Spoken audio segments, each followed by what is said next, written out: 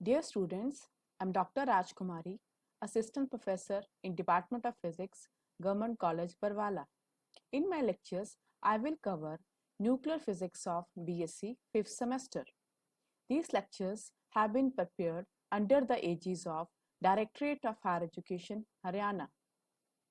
In this lecture, I will explain various methods for determination of nuclear mass and nuclear charge. Let us start the lecture. First of all, I will explain the methods used for determination of nuclear mass.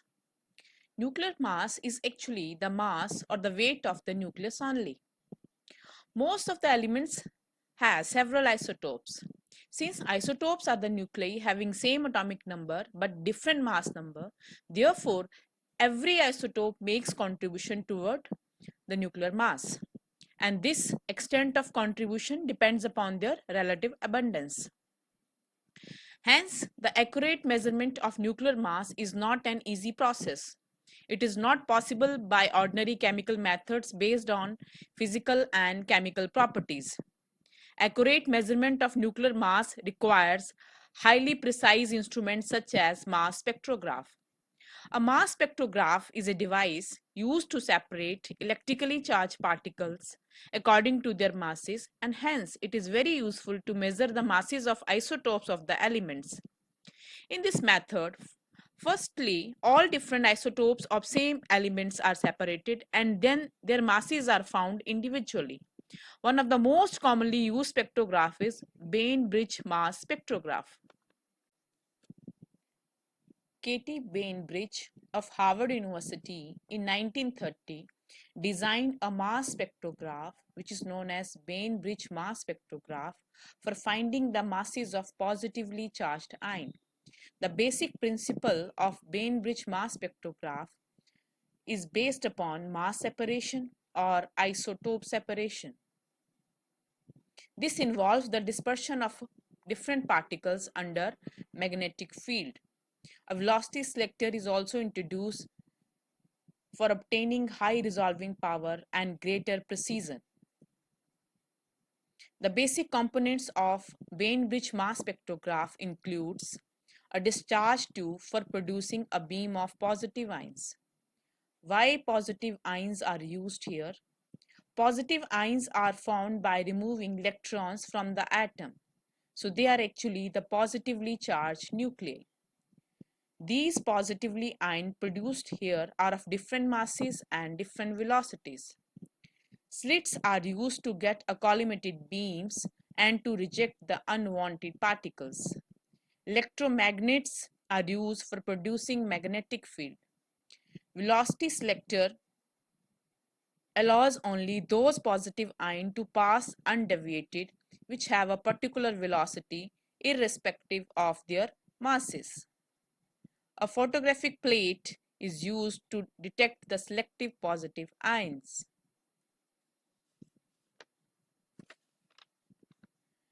The beam of the positive ion produced in a discharge tube is collimated by two slits S1 and S2.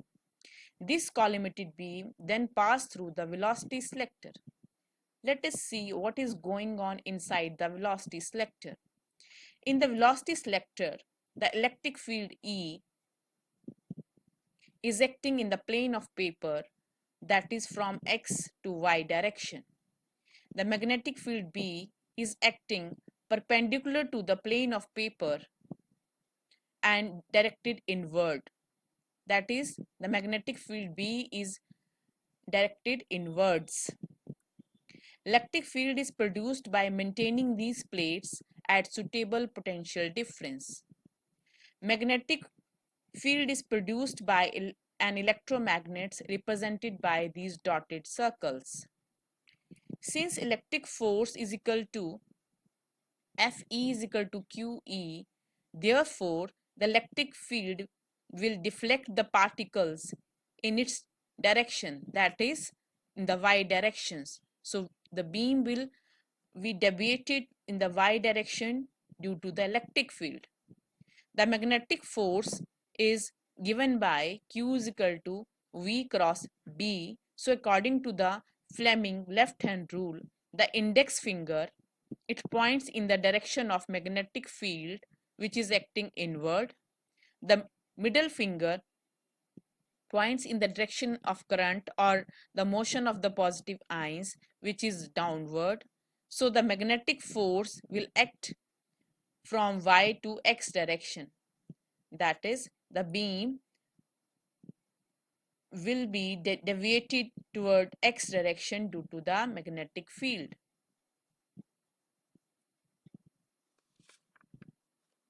The two fields are so arranged that deflection produced by the two fields, that is electric field and magnetic field, are equal and in opposite direction. The electric field deviate the collimated beam in the y direction and the magnetic field deviate the collimated beam in the x direction. Therefore, the magnitude of the electric force is equal to the magnitude of the magnetic force, and from here the value of the velocity is equal to E upon B. So all those positive ions which have velocity equals to E upon V, irrespective of their masses, they will not suffer any deviation and they will go straight toward the slit S3. However, all those ions which have velocity different from E upon V will be deviated due to the one of the dominating fields and it will not enter the slit S3. The selected ions with velocity E upon B will pass through the slit S3 and enter a region of another uniform magnetic field B dash which is acting inward to the plane of the paper. Under the action of this field B dash, these positive ions, they will travel along the circular path. The magnetic force will provide the necessary centripetal force to these positively charged ions. Therefore, the magnetic force is equal to mv square upon r, and from here the value of q upon m, it comes out to be v upon r b dash. By substituting the value of v is equal to e upon v, the value of q upon m, it comes out to be E over R B into B dash. Since E, B and B dash, they all are constant quantities, therefore q upon m is directly proportional to 1 upon R. Since q upon m is directly proportional to 1 upon R, therefore the positive ions with different values of q by m will have different radii of their circular paths, and hence they will strike at different points on the photographic plate. Hence, traces of line or mass spectrum will be obtained. The position of this line, it depends upon the masses of the ions. The number of lines, they correspond to the number of isotopes present in the gas or in the element. For example, this is the mass spectrum of pentane. Here we have 3 lines which represent 3 isotopes. Here we have 5 lines which represent 5 isotopes, and so on. The different heights of the lines, they represent the different intensity of the lines, which further depends upon the relative abundance of the isotopes. More abundant an isotope is, more will be the intensity of the line corresponding to that isotope. Since m is directly proportional to r, hence the mass scale is linear. This implies that larger the mass of an isotope, larger will be the radius of its circular path.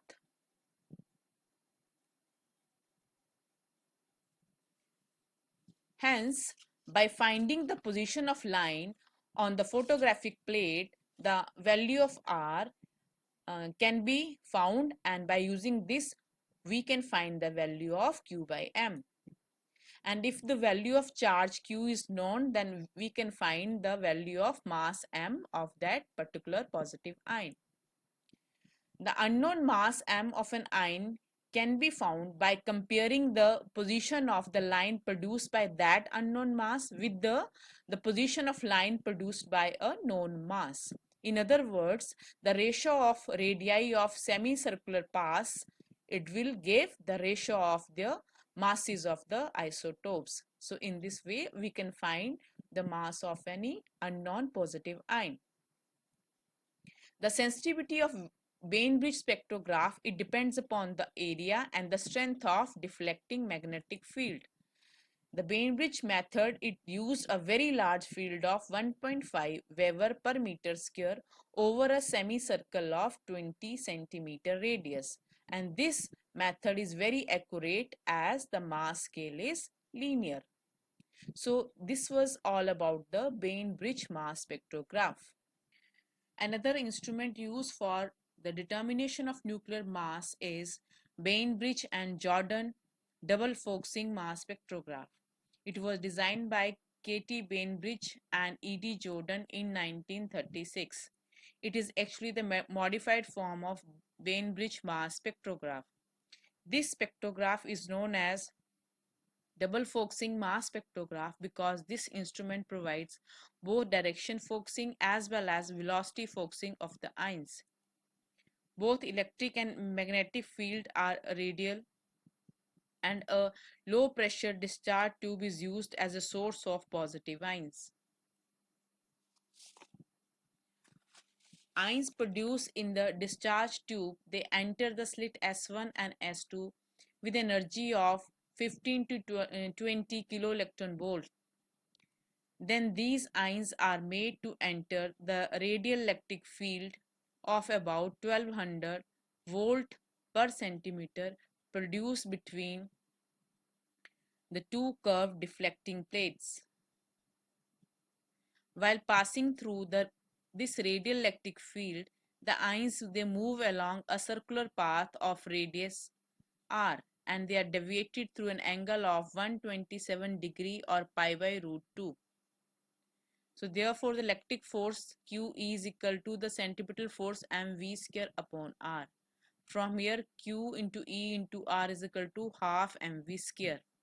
Thus ions coming out of the slit S3 have a constant kinetic energy for a given charge, and this constant kinetic energy is equal to Q into E into R, since E and R are constant. Those ions which have kinetic energy different from Q into E into R, they are deflected, and they are deflected in different directions, and they are removed from the beam. After leaving the electric field, these ions move along a straight path till they enter the radial magnetic field. This magnetic field deviates the ions through an angle of 60 degree or pi by 3. After coming out of this magnetic field, the ions again move along a straight path and falls on the photographic plate. Ions of same Q by m and same velocity distribution or kinetic energy, they are focused on the photographic plate.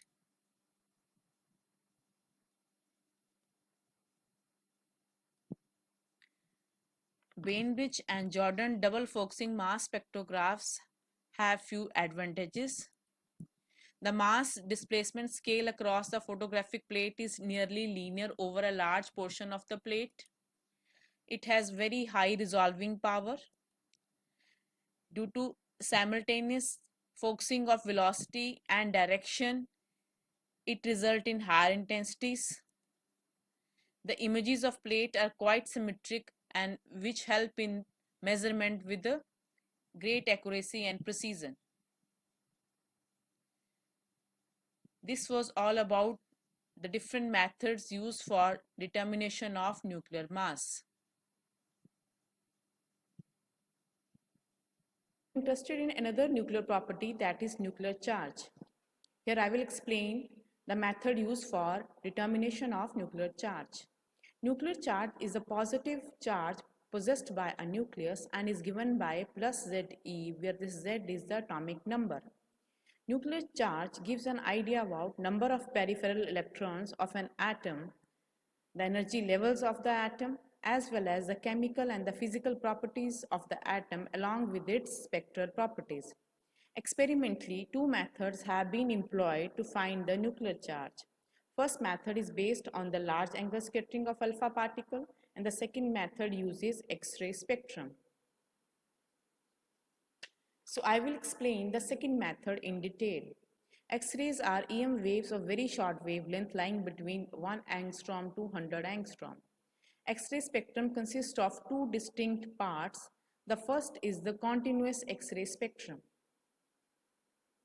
When a high velocity electron passes close to a nucleus of an atom, it is suddenly slowed down due to the attractive force of nucleus and suffers a deflection in its path while emitting EM radiation in the form of X-ray. These X-rays are called continuous X-rays. The closer an atom comes to the nucleus, more is the energy loss and smaller is the wavelength of the radiation emitted.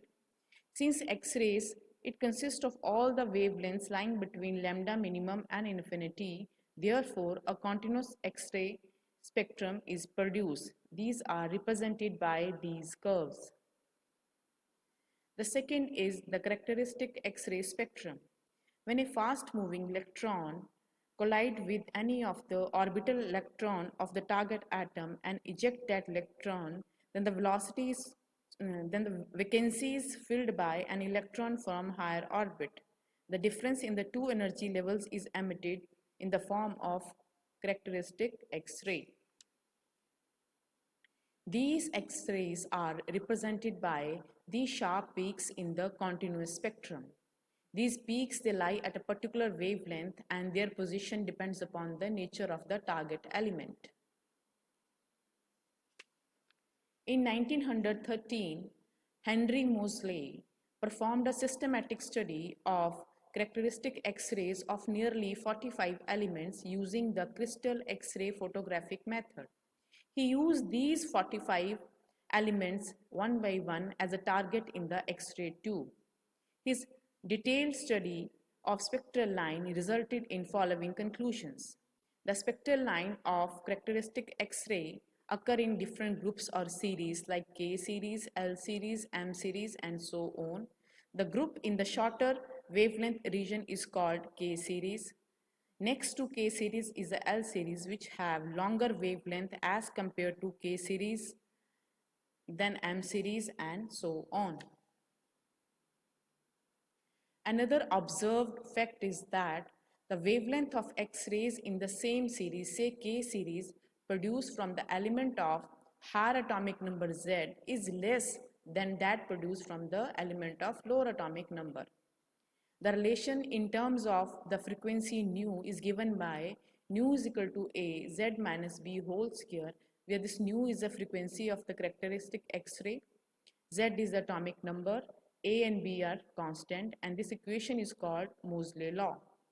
This equation can be rewritten in form of wavelength as c upon lambda is equal to a Z minus v upon whole square, or square root c upon lambda is equal to root a Z minus b.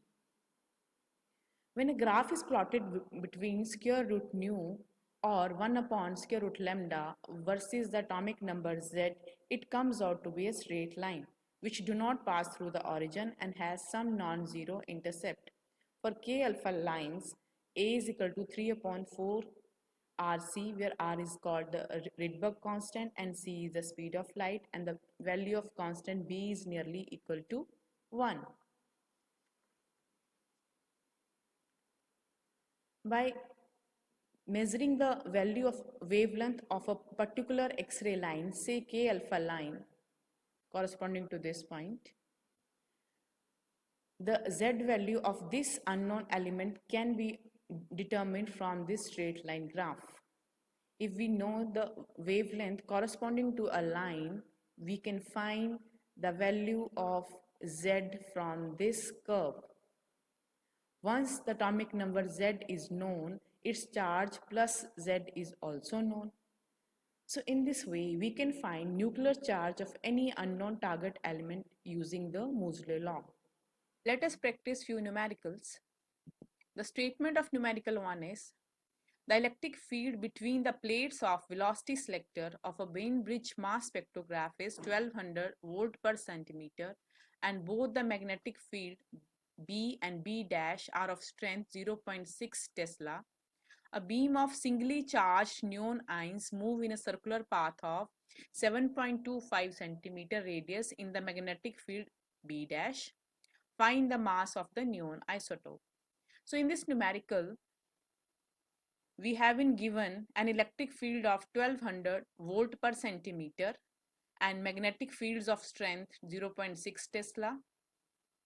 The singly charged neon ions, they move in a circular orbit of radius 7.25 centimeter, and we have to find the mass of that neon isotope.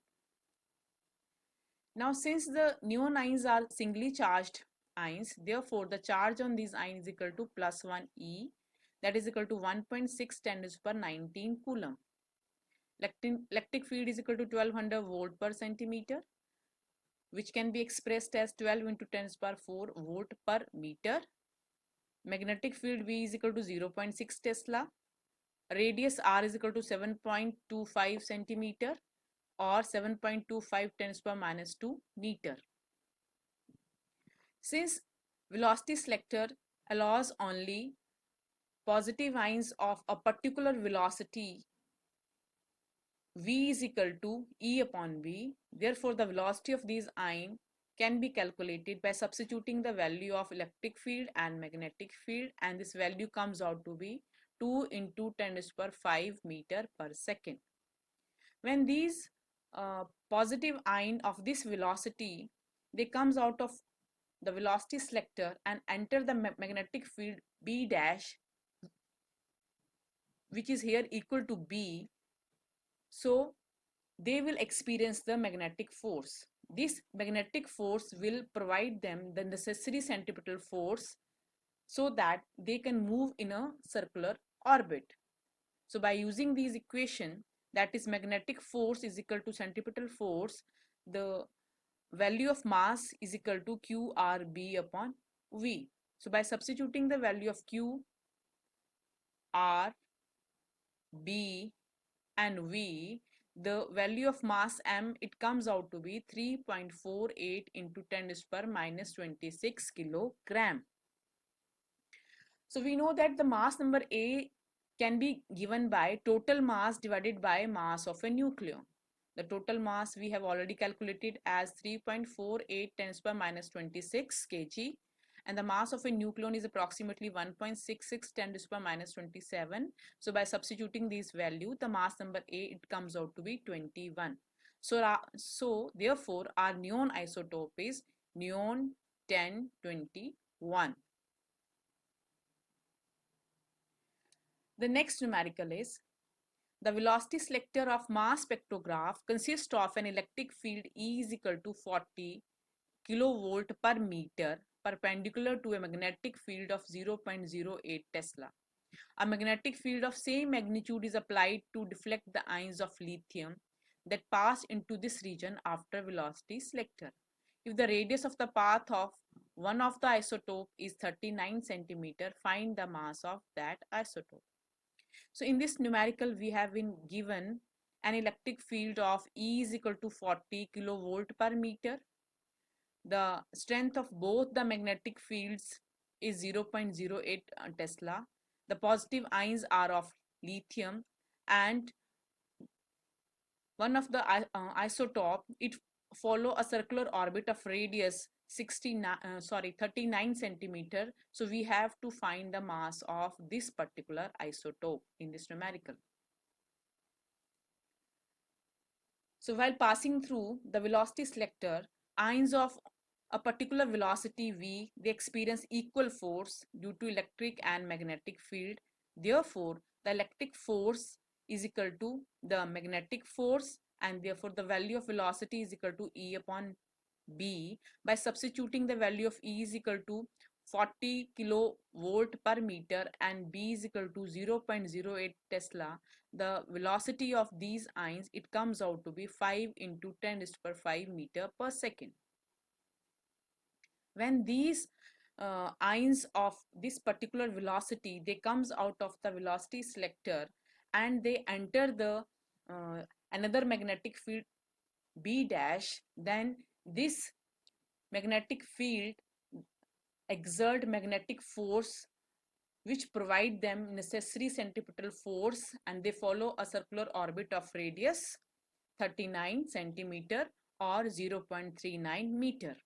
So here the magnetic force is equal to centripetal force, and from this expression the value of mass m is equal to qrb upon v. By substituting the value of charge q, radius, magnetic field and velocity, the value of mass m, it comes out to be 9.984 10 raised to power minus 27 kg. Again, we know that the mass number A is equal to total mass divided by mass of a nucleon. By substituting the value of total mass is equal to 9.984 10 raised to power minus 27, and the mass of a nucleon is nearly equal to 1.66 10 raised to power minus 27. So the mass number, it comes out to be 6. So our isotope is lithium 36 and its mass is 9.984 10 to the power minus 27 kg. So in this way we can find the mass of this lithium 6 isotope. The next numerical is an X-ray tube is operated at 18 kilovolt. Calculate the minimum wavelength limit of X-ray spectrum of the tube. We have given the value of Planck constant H is equal to 6.625 10 to the power minus 34 joule second. So we have already learned in our previous slides that a continuous X-ray spectrum, it consists of wavelengths varying from lambda minimum to infinity. So in this numerical we have to find that lambda minimum. And the equation for this lambda minimum is equal to hc upon E into V, where this V is the potential difference, which is already given as 18 kilovolt. H is a Planck constant, C is a velocity of light, and E is a charge. By substituting these values, the lambda minimum, it comes out to be 0.69 10 to the power minus 10 meters or 0.690 angstrom. So this is the minimum wavelength in the X-ray spectrum. Here are few frequently asked questions. Question number 1 is, give principal, construction and working of Bainbridge mass spectrograph. How is the nuclear mass determined using this spectrograph? What is Moseley law? Discuss how charge of the nucleus is determined using Moseley law. The next question is, explain the difference in the origin of characteristic X-rays and continuous X-rays. What is the reason for higher intensity and longer wavelength of K alpha X-rays as compared to K beta X-rays? Question number 4 is, what is the need of velocity selector in Bainbridge mass spectrograph? And the last question is, why Bainbridge Jordan double focusing mass spectrograph is one of the best mass spectrographs. So this is all about this lecture. Here are few references. Thank you very much. Dear students, in this lecture you have been taught the various methods for determination of nuclear mass and nuclear charge. Here are few important questions related to these topics. These questions are frequently asked in the examination. Please attempt these questions. First, we have short answer type questions. Question number 1 is, what is the difference between mass spectrograph and mass spectrometer? Question number 2 is, what is the principle of Bainbridge mass spectrograph? Question number 3 is, what is the need of velocity selector in Bainbridge mass spectrograph? Question number 4 is, how K alpha X-rays are produced? Question number 5 is, what is the role of ionization chamber in Bainbridge mass spectrograph? Question number 6 is why wavelengths of characteristic X-rays in L series are longer as compared to that in K series? Here we have few long answer type questions. Question number 1 is give principle, construction and working of Bainbridge mass spectrograph. What is its advantage? Question number 2 is what is Moseley law? Discuss how charge of the nucleus is determined. Question number 3 is explain the difference in the origin of characteristics X-rays and continuous X-rays. What is the reason for higher intensity and longer wavelength of K alpha X-rays as compared to K beta X-rays? Question number 4 is why Bainbridge-Jordan double focusing mass spectrograph is one of the best mass spectrographs. Question number 5 is how double focusing is achieved in Bainbridge-Jordan double focusing mass spectrograph. Thank you very much.